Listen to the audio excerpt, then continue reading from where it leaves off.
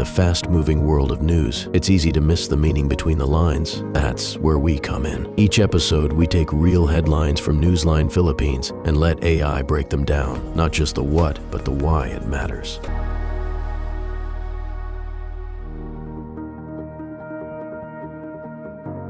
This is the brief on free funeral aid for indigent Filipinos. Okay, so there's this new law, the Free Funeral Services Act, and it's officially kicked in. This is a really big deal, especially right before Undas, you know? It offers some much-needed financial help for poor Filipino families who are just struggling to cover basic burial or cremation costs. So, how does it actually work? Let's break down the main points.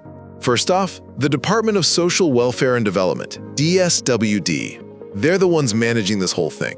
The money comes from their existing program for people in crisis situations, but now it's more like a guaranteed right, not just maybe getting help. And it's specifically aimed at, well, indigent families, and also those families caught up in emergencies or disasters. Second, funeral homes across the country that are accredited, they have to offer what's being called an indigent funeral package. This package covers the essentials, embalming, a basic casket or maybe an urn, transport, stuff like that. It means there's a standard, basic service available. Finally, to actually get this free aid, families need to provide a few documents. Things like a valid ID, the death certificate, a funeral contract that DSWD is okayed, and what's called a social case study, which basically confirms their financial need.